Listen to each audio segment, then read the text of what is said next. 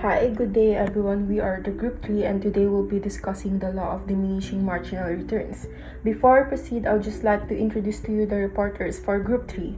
The first one is Alvarez Danica, Utleg Quincy Nicole, Sabiano Joanna May, Estepa Janice, Novencedo Laika, Cristobal Nicole Angela, Jukutan Romalin, and Vergara Olivia. Okay, so this presentation will include the discussion of law of diminishing marginal returns, the three stages of production, interpretation of TPL, APL, MPL per stage, sample situation, short-run production schedule, as well as short-run production curve. Now, without further ado, let's begin. The law of diminishing marginal returns, or what we call principle of diminishing marginal productivity, simply states that increasing in one factor of production generate lower and lower additional returns. Assuming that nothing changes when it comes to the other factors of production, let's imagine Bill starts a small restaurant and only has one waiter. The food is tasty, the restaurant looks nice but with only one waiter. Customers are not happy with the long wait times and quit a few don't returns. As a result, Bill's monthly profit is an unsatisfactory $204,000 and he decides to take action by hiring another waiter. Yes, he has to pay another person, but now his restaurant is actually efficient and profits go up because his revenue increase more than his restaurant is actually efficient and profits go up because his revenue increase more than covers the salary of the waiter, with his monthly profit jumping to $306,000. Bill then decides to hire another waiter, and again it works because his profit goes up, just not as dramatically as before. Still, it goes from 306 to 332,000 pesos. Bill likes the trend, so he tries yet another waiter, but this time, his profit actually goes down by 51,000 pesos. Now sitting at 238,500 pesos. As can be seen, adding fourth waiter was just not worth it because, as of a certain point, too many waiters just end up being in the way of one another. That's pretty much it. To rebalance the equation, Bill would have to either let many of the waiters go on implement changes when it comes to other factor of production by, for example, getting a larger space. Okay, so let's go to the stages of production. So there are three stages of production. The first one is the stage of increasing marginal returns. Any addition in variable input used, TP increases at an increasing rate. Production level is not yet efficient because this is a stage of underutilization of the fixed input. Both AP and MP are increasing, but MP is greater than AP. Okay, so what happens during the stage of increasing marginal returns?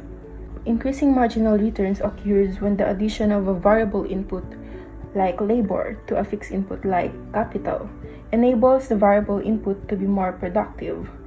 So in other words, two workers are more than twice as productive as one worker, and four workers are more than twice as productive as two workers. The stage of decreasing or diminishing marginal returns. Producer continuously employs more labor input to a fixed land. Total product continuously increase but at a decreasing rate until it reaches the maximum production level. Both average product and marginal product are decreasing, but average product are greater than marginal product. Stage where the producer has fully utilized the fixed resources. The rational stage of production, and when there is no change in total product, marginal product is zero. So I have a table here. The first column is the number of workers, the second column is the total product, and the last column is the marginal product. The first worker can produce two products, so the additional product they make is just 2. But when you hire 2 workers, they can produce 5, so the additional output is 3. 3 workers can produce 10 total product, so the additional output is 5. 4 workers can produce 14, so the additional output is 4. 5 workers can produce 16 product, so the additional output is 2. Then the 6 workers, the total output actually falls, so the marginal product is negative 1. Now, which worker does the stage of decreasing marginal returns begin? It's the 4 workers. It is because the total product is increasing, but the rate of increase is going down. Stage 3 is the negative marginal return, where the stage of overutilization of fixed input. For the example, the number of workers is 1, 2, 3, 4, 5, and 6. The total product will be 2, 5, 10, 14, 16, and 15. The marginal product will be 2, 3, 5, 4, 2, and negative 1. If the marginal product becomes negative and decreasing the total output, to increase the output, labor must be decreased to avoid SNR. Hello everyone, I am going to discuss the interpretation of TP, AP, MP per stage. At first, no output produced because there are no laborers utilizing the fixed capital. Dito sa stage 1, if the total product will increase, dadami din ang kita, ang average product at ang marginal product. Continue to increase but at decreasing rate until it reach its maximum when there is no change in TP or the total product. Already reached its maximum and will start decrease. So the average product below AP is also increasing. Since TP reach its maximum, additional labor will cause less productivity, AP decrease. So the marginal product below AP is increasing, decreasing, and once TP reach its maximum, the MP equals 0. TP decrease, so the MP become a negative. Sample situation. So anong mangyayari kapag ang isang shop or mini store ay isa lang ang worker nito? Siyempre, kukunti lang din ang kanilang magagawa. Kahit mabilis silang magtrabaho, iba pa rin ang ikalalabasan ng kanilang output kung madami silang nagtutulungan. Sa isang shop or mini store, kapag maraming customer at dadalawa lang kayong worker doon, mapapagod ka talaga. Yung hindi mo alam kung sino or ano ang uunahin mo dahil sa dami nilang nagpapa-assist sa'yo. So, kailangan ng maraming mga laborer para maging mabilis ang proseso ng kanilang mga order. Kapag ang isang shop naman, kapag marami ang mga manggagawa dito, is nagkakaroon ng excitement sa pagtatrabaho sa buong araw. Kasi kapag iisa o dadalawa lang, mas lalong napapagod at nahihirapan ang mga manggagawa.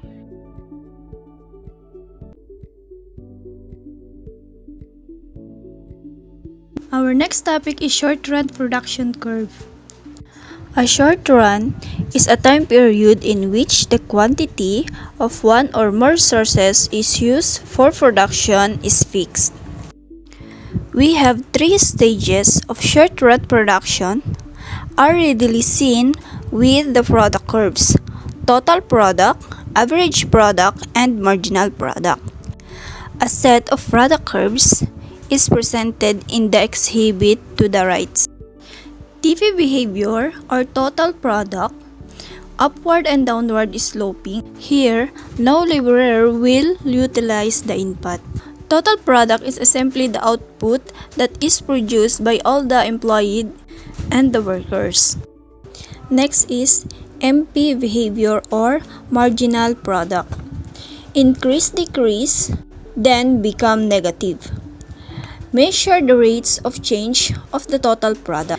This shows that the contribution of the last laborer that will employed when the TP or the total product is increased at decreasing rate, the marginal product will decrease. While in average product, if the average product is increased, the marginal product is above the average product. And if the average product is decreased, the marginal product is below the average product. One returns to a scale of long run period measures the scale of plant. The quantitative change in output of a firm resulting from a proportionate increase in all inputs. Returns to scale is a measure that evaluates how much productivity changes over time as all production inputs are increased. According to the law of diminishing marginal returns, removing inputs to a certain point might result in cost savings without reducing output. Also, returns to scale will affecting the output level if it is refers to a situation in which the scale of production grows with time and when all of inputs are variable. When the changes of input are proportionately, the product changes also proportionately. All increase in a firm's input can result in a variety of output changes. The variations describe the types of returns to scale, which includes increasing returns to scale, constant returns to scale, and diminishing returns to scale. Increasing returns to scale or IRS. An increase in all inputs will lead to greater than proportional increase in output. Good relationship of the firm with the employees. Matatawag nating increasing returns to scale ang isang firm if ang output grows faster kaysa sa pag-increase ng inputs. During the production process, for example, the firm has experienced an increasing returns to scale when the output is increased by 2 times, but the output increases doble sa pag-increase ng input, which is 4 times. With that, the firm can having a good relationship with the employees. Constant returns to scale. An increase in all inputs will lead to same proportional increase in output. Firms are already adjusted. On the other hand, returns to scales refers to the proportion between the increase in the total input in the resulting increase in output. There are 3 kinds of returns to scale: constant return to scale, increasing returns to scale, and decreasing returns to scale. Next is decreasing returns to scale. An increase in all inputs will lead to lesser than proportional increase in output. Labor management problems occurs and industrial strikes can happen. For example, if a soft manufacturer doubles its total input but gets only a 40% increase in total output, then it can be said to have experienced decreasing returns to scale.